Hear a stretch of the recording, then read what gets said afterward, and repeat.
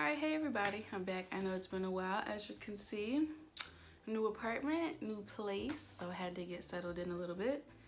And there's not really shit in here, hence this scene, but I thought I'd, put some art in the background, try to spice the background up for you guys. So, after so much time, we will be doing Venus in the Ninth. So, quick overview. Venus is love and how you express your love. It's what you find beautiful, what you're attracted to, what kind of music, movies, perfume, cologne you like. A little bit, I would say maybe the cuisine that you like.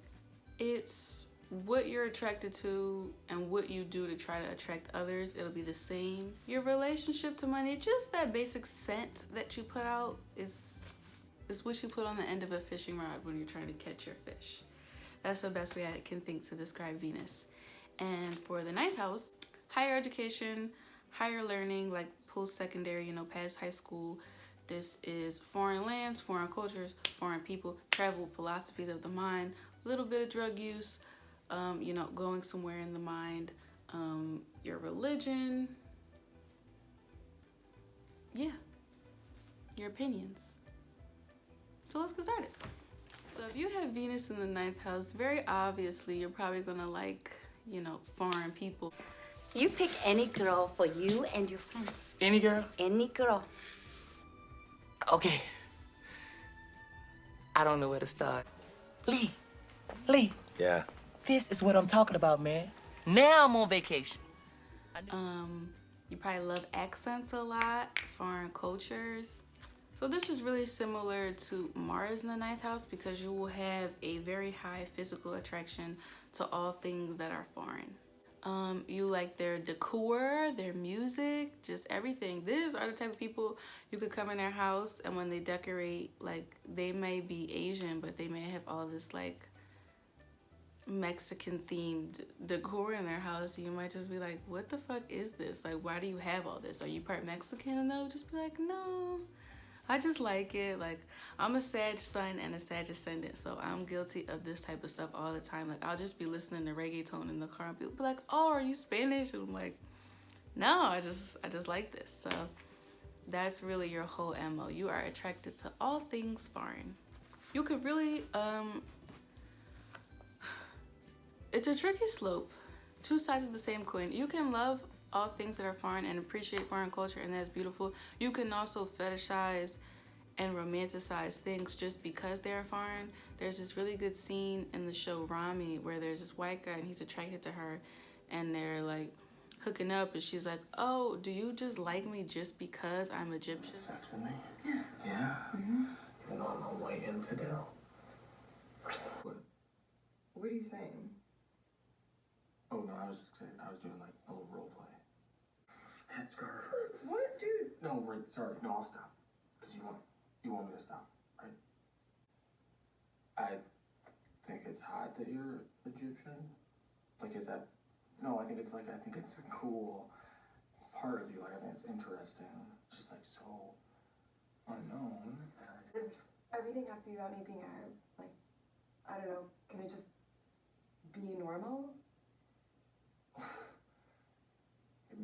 Normal sucks. Like, yeah, you can like me, I'm Egyptian, and that adds to it, but don't just like me because I'm Egyptian. And that can be this placement a little bit. Promoting certain women of certain races on pedestals.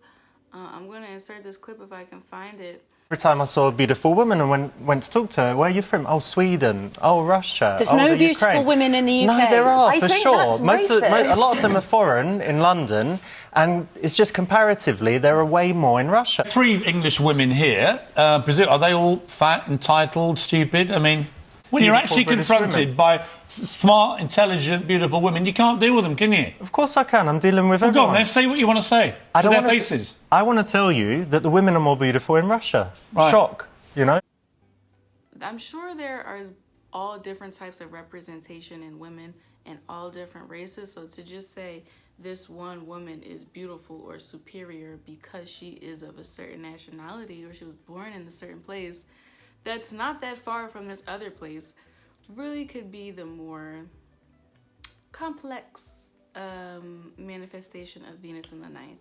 So make sure when you like something that you really like it and it really speaks to you, and that you're not just liking it because it's from somewhere else, just because it's foreign. You know, people will say, oh, my car is foreign, my bitch is foreign, like everything foreign. It's just like, does that make it better? Does that make sure you connect to it? Like, and there's even this big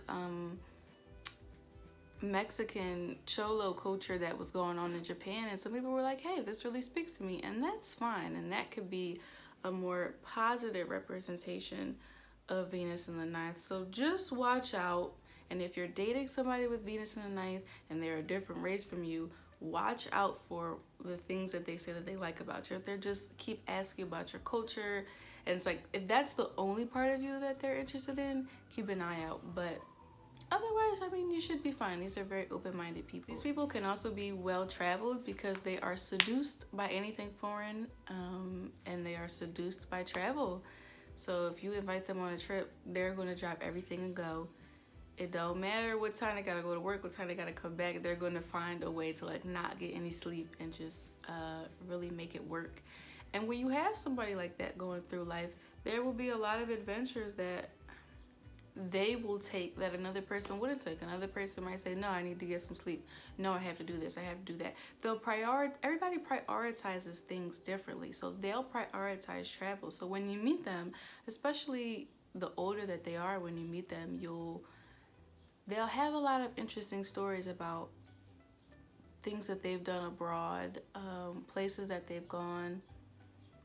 And these places can be all types of places. They can be places within your own city or state, within your country, within the world, within their mind. It's not just one kind of place that they've been to. They've had all types of explorations and adventures. You'll find a great wealth of information about that. They're like a treasure chest of travel. So that's really cool. If you ever want to go somewhere, they can probably tell you what it's like or what they did there or suggest certain things. And if they haven't been there, they'll be very interested to hear about, you know, if you go. If you work with somebody like this and you come back from vacation, they'll be so interested to hear, like, how was your vacation? What'd you eat? Who'd you talk to? What'd you do? Where'd you go? Like, they're so in love with travel and adventure and exploration. I just love when I think about Venus in the ninth house, like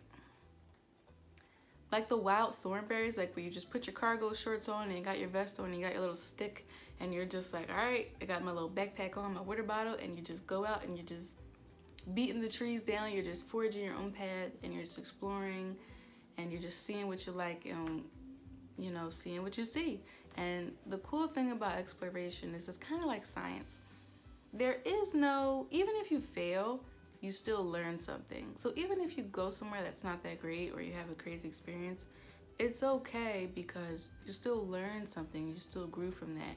And that is a big part of what the ninth house and Sagittarius and travel is about. Because you are seduced by adventure, because you love adventure, you may very well find yourself meeting a romantic partner on one of these adventures. This is a huge sign. I mean, this is a huge placement for meeting somebody like a partner, husband, wife, girlfriend, whatever, on vacation.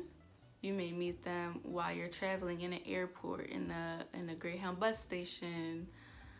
You may meet them in the foreign land that you land in, or they may be coming to where you are and they may be traveling. Very much when you're exploring, you can meet your partner. So if you're Venus in the ninth and you're single, you need to get out there and explore, and you will have a higher chance of bumping into somebody. Even if you don't have a lot of money, or if you're a younger person or whatever, that doesn't mean that you have to travel from America to China to meet your spouse. You can be exploring your city locally. You may say, hey, there's a new brewery that opened up down the street and I want to go. And you may take your friends, or you may even go by yourself. Again, there's this very exploratory nature, and you might just be doing something local. You may be going to a local concert. It could be 10-15 minutes from your house. You're still exploring. That still counts as exploring the world around you, the environment around you. Just try something new out. have an attitude of exploration, and you can meet a very good partner for you. Since you have a very wide sense of adventure, your perfect partner will also have a very wide sense of adventure, and they'll be down to go on these things with you. These are definitely the type of people who their date idea is taking you somewhere, once again, to do things that you've never done or to try things that you've never tried. You as a partner to the Venus in the ninth house, really, it's like a prerequisite. Like, you have to be open to these kinds of trips. You may come home from work and they may be like, hey hun, I got 2 tickets for whatever you guys like, or I found this today. Or you may come home from work and they may not even be there. They may call you and be like, oh, this happened and that happened, and through some series of events I've wound up here. Do you want to come with me? You, if you're dating a Venus in the ninth house, really need to have that sense of adventure of, I want to go here, I want to go there, I want to do this, I want to do that. You have to be welcoming in these new experiences, because this is their heart. This is what they love, and they want to share it with the person that they love. I am a double Sag with the moon in Libra, so I definitely understand wanting to go on this, adventure of life, but also having this very companion-like nature, always wanting somebody to come along. And I cannot imagine dating somebody who'll be like, hey, let's do this. And they'd be like, no, I kind of want to stay home. I'd be like, you want to go do this? Oh, let's plan for it maybe tomorrow. No, you have to be very spontaneous. You have to be very up for it.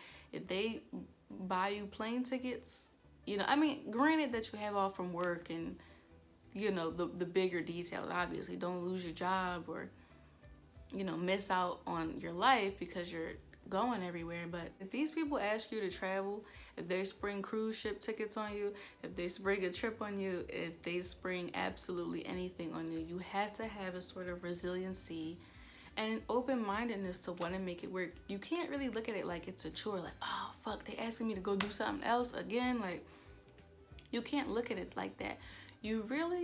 It's a real beauty in Venus in the ninth house, because you're appreciating somebody bringing adventure, exploration, and new experiences into your life. You should really appreciate them for that, because these are the kind of people who in a relationship will really put a foot, up your ass and be like, let's go outside. You're not going to have a boring relationship with them. They won't let it happen. Even if that is your inclination. Like, let's say you have a Venus in Taurus, or you have a lot of Taurus or a lot of Cancer, and you just like to do the same things, or you just like to stay home. This person, and there's beauty in that, but this person will really rev you up and be like, let's just go here, let's just go there. Look at it with an appreciative nature, that somebody is opening up your world and your horizons, and that you didn't just come home from work on a random Thursday and just eat dinner and watch some Netflix and go to bed, which there's nothing wrong with that, but there is beauty in this, the zest and the zeal of life of oh my God, I came home, I thought I was going to eat and watch Netflix and go to sleep, but we actually went to this open mic poetry, or there was a concert in town, or a basketball game, or there's a surprise, or we took, a short 30-minute trip down by the, to go see an outdoor movie, or we went on a nature walk or something like that.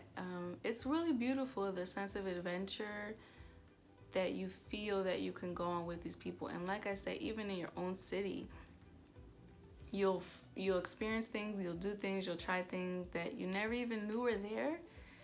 And it's very much something that you will need to welcome as part of dating this person. And to keep this person interested in you, you're gonna have to provide the same. It goes both ways. So definitely be open to other people bringing you experiences, but you gotta be bringing the experiences too. You can't just look at this person and be like, all right, so what are we doing today? Or how about this? Or how about that? You really have to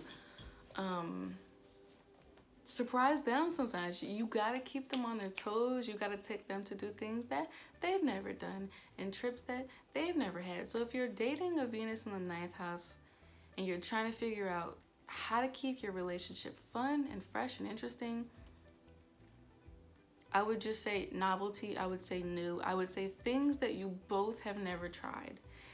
that shared experience of doing something new together just bonds people, no matter, just as humans, you know what I'm saying? And they will love you so much, and they'll be so appreciative, and there will be so much growth that happens between the two people. This is a huge placement for growth, because you've done so much together that you're not the same person that you were before, because you know a little bit more. You're a little bit more culture. You're a little bit more well-rounded. You have a little bit more to talk about at like a wine and cheese party, you know? You are just,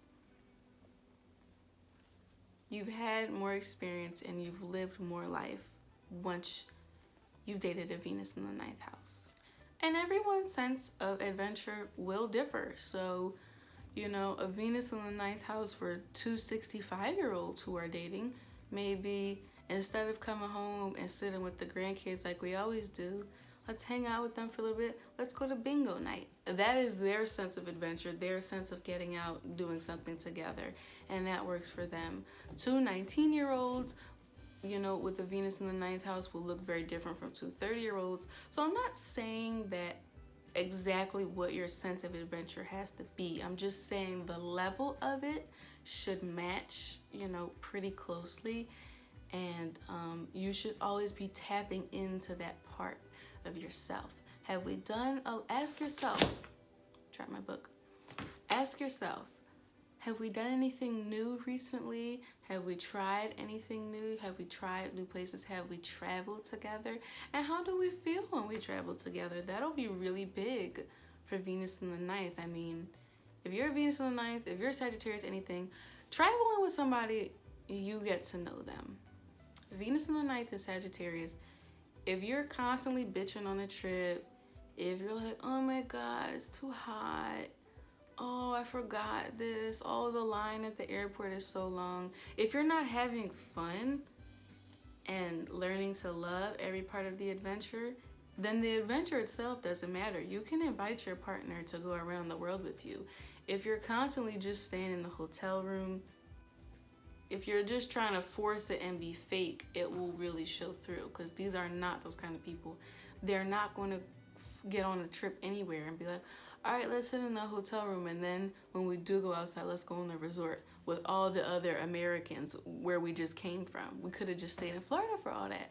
Like, no, they want to go off the resort. They want to be talking to people. They want to be in the mix. They want to experience it.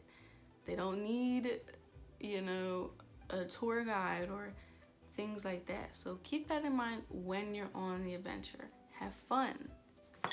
Venus in the ninth house, you know, similar to Venus in Sagittarius, can be seen as a person who's very hard to pin down, somebody who's very flighty and flaky.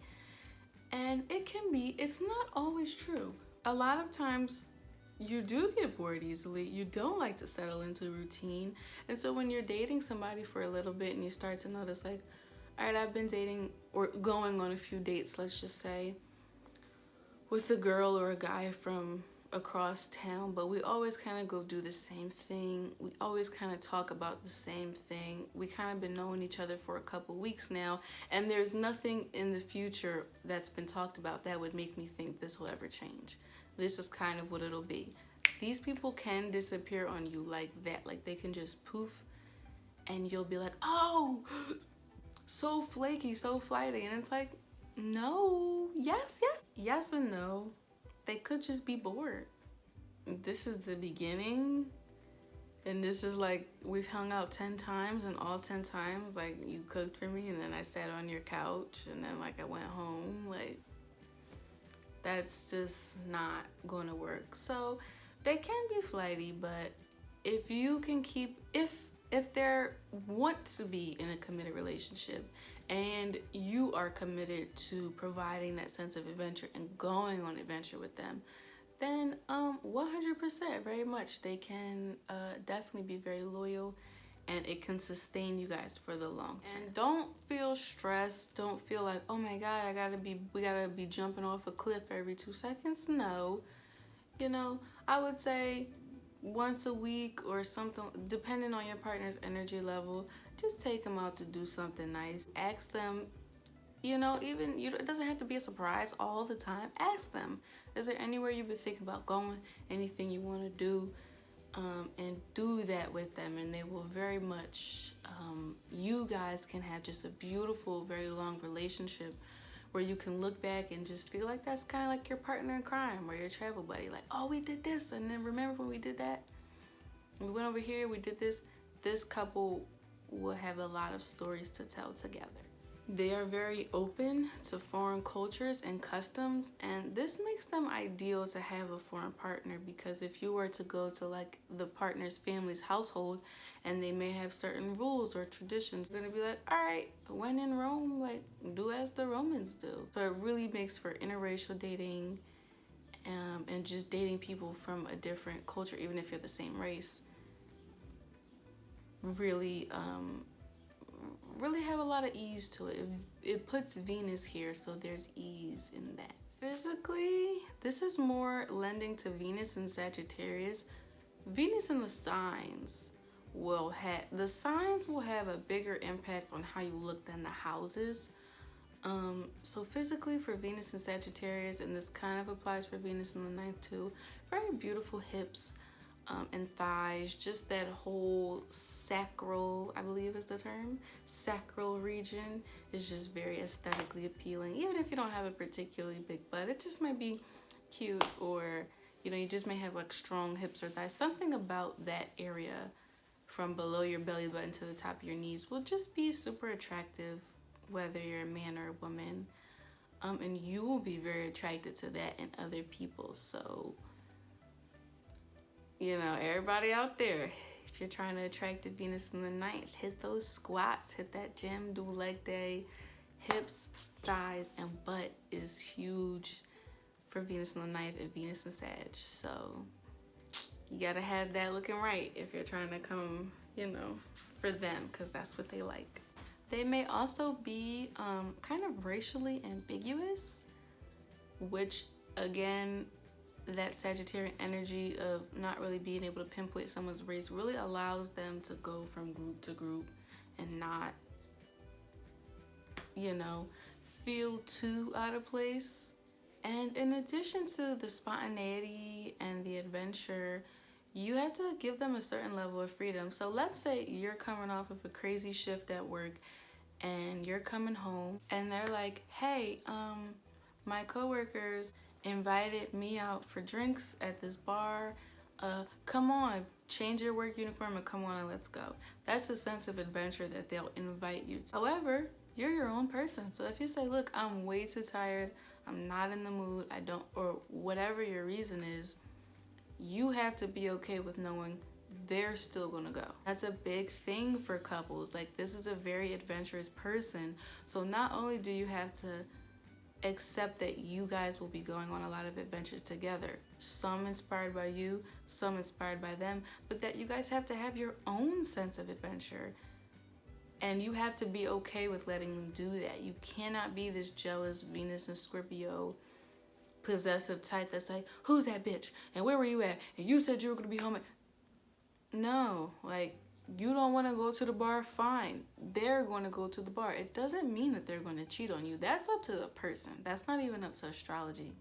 That's who they are. You have to be fine to know, like, if there's a family vacation and you didn't get scheduled off for it and they did, they're going to go. They have a sense of adventure.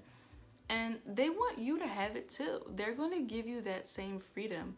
If you want somebody that's really jealous of you, this is not gonna work. Like, I have Venus and Scorpio, and like, if somebody is not jealous, then I'm just like, what are we doing together? Like, if you're not reacting in a certain kind of way, I'm just like, well, you must not like me that much. Like, that's just my emotional love language. But they're gonna give that to you too, and you have to be okay.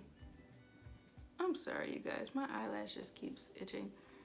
You have to be okay with, like I said, letting them go on their adventure and knowing that they're not going to lose any sleep because you're with yours.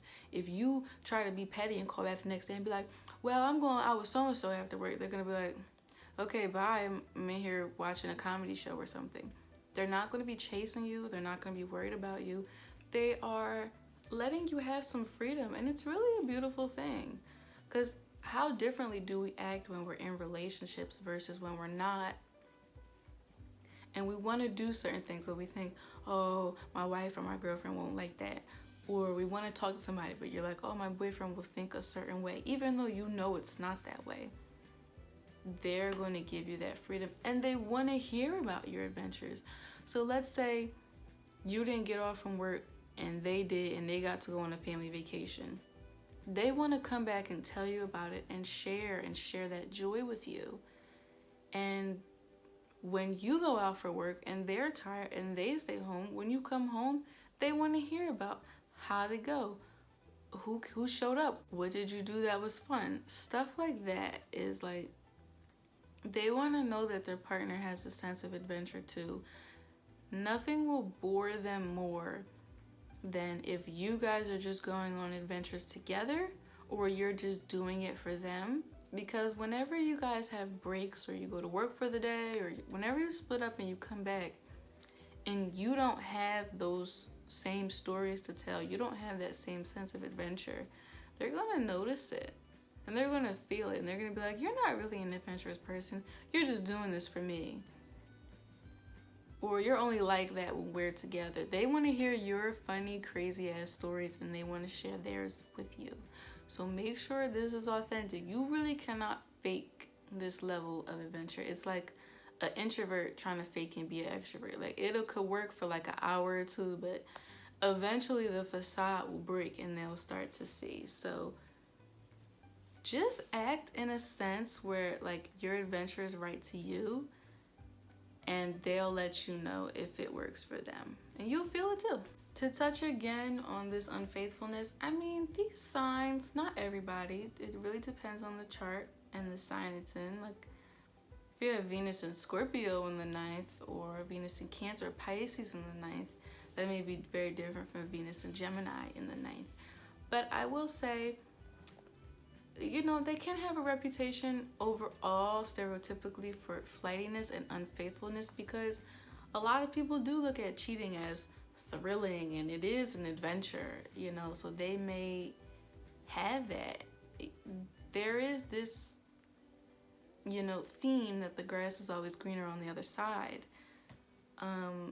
And with that being said, you know, when it comes to the planet of love, that can come with people too. It may be nothing wrong with you. You may be doing everything right, all the adventure in the world, and they just may be looking at the next door neighbor like,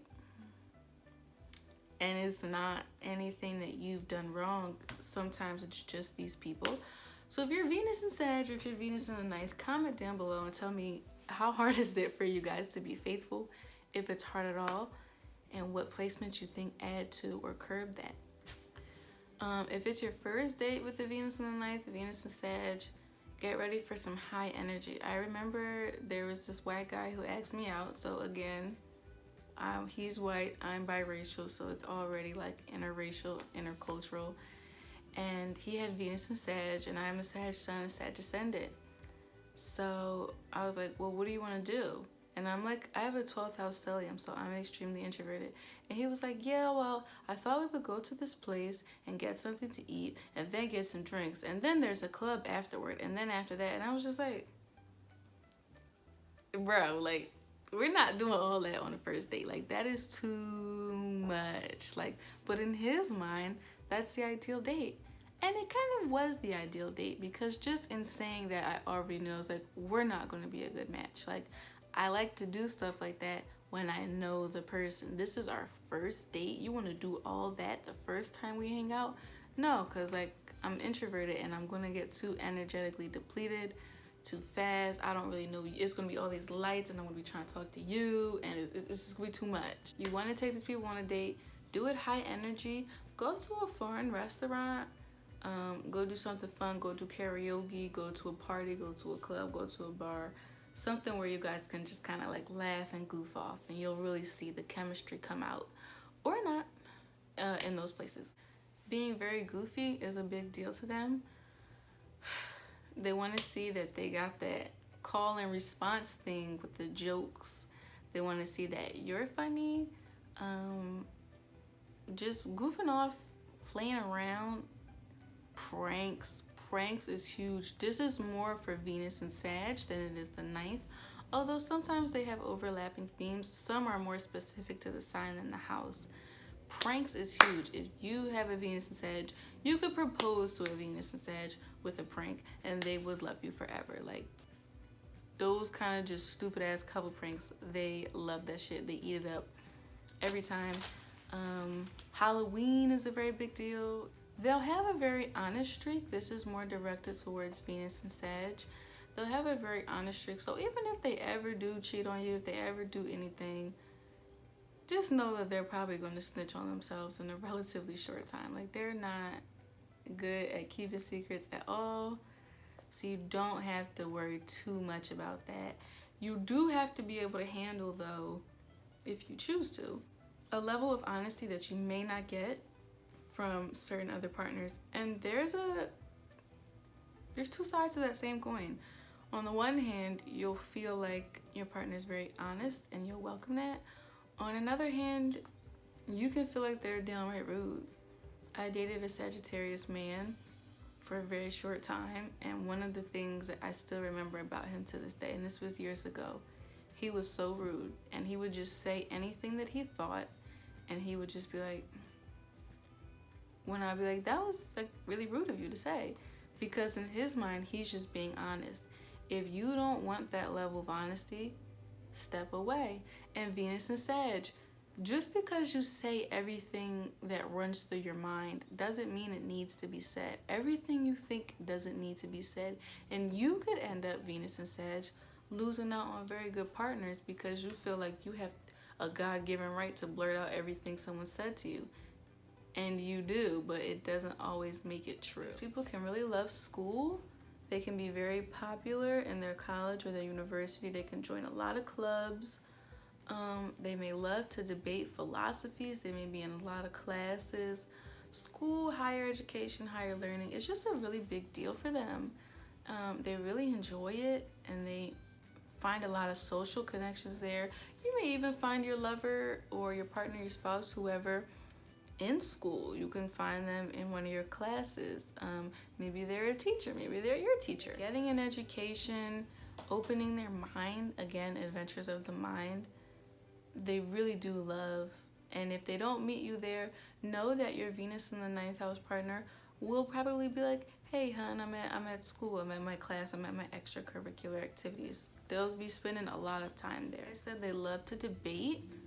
And they really have a beauty in debating, because it's not like Mars in the ninth house, which is very combative with their opinions, which is like, what? You think that? Well, I'm going to tell you why that's wrong. The phrase, agree to disagree, that is so paramount to these people. They love to share opinions. They love to talk about opinions. But if you have a very different opinion than them, a very opposite opinion, or just something that conflicts with their beliefs, they'll very much be able to be like, that's fine, I'll let you think that. They're not necessarily going to try to aggressively persuade you like a Mars in the ninth house. They'll just be like, all right, that's what you think, and this is what I think. And it doesn't take away the joy that they still wanted to know what you thought, even though it wasn't congruent with theirs. And a lot of people don't have that maturity. A lot of people, you start talking and you start saying things that are different than, like, okay, I'm done. That's me, because I have Mars in the ninth. I don't want to hear shit. As soon as you start saying something dumb, I'm going to politely shut down the conversation and walk away. But Venus in the ninth is like, no, I asked you what you thought. I heard it because you told me, because you wanted to, because I asked you. And that's it. And there's a real beauty and maturity in that I'm admitting I don't have. And I would say most people in the world don't have. That being said, they're not just going to be okay with anything. That's just how they are in talking to people. But in their love relationships, they can really fall in love with you and be attracted to you for your philosophies, for how you go about life. Even if you're not the most physically attractive person, if you're somebody that's like, has a live and let live kind of attitude, they can really, and you just show that in your everyday, they can really, really fall in love with you fast for that. Or your philosophies about how to raise children. Some people believe in spanking, some don't. just look at any of those like Jubilee videos where like any of the topics, if you agree with them, or rather if they agree with you on any of those topics, they very much can fall in love with you. If you guys are both pro-abortion, if you're both pro-choice, pro-life, if you're, you know what I'm saying, whatever, that can endear them to you just as much as the sense of adventure can. So overall, whether you're Venus in the Sag or Venus in the Ninth, you just want a partner that will feel the thrills of life with you, that will get on the metaphorical roller coaster and experience those highs. They don't really want to experience too many lows with you. They want to have a very exhilarating time, and they just want to look back on the relationship with like all these pictures and snapshots of you guys going everywhere and doing all these crazy things. They want to debate with you. They want to love you for your philosophies, but they'll welcome it if you're different. You want adventure, you want jokes, you want laughs. I just keep going back to the word thrills. You want a lot of thrills in love. And when you find your perfect partner to go on that adventure with and have those thrills and get on that roller coaster ride with you, you will feel so happy. And these people can provide just such a great sense of adventure and really push you to do things that you wouldn't have otherwise done. So it's very beautiful. And as for flakiness and flightiness, I would say that that's really any sign. This is a beautiful placement. There isn't really too much bad that I had to say about it. Thank you guys for being so patient with me. This is Venus in the Ninth, and then Pluto in the 12th will be next. And now we're just gonna keep the videos coming out. So comment below, tell me if I got it right, tell me if I got it wrong. Let's have a discussion, and I will see you guys in the next video.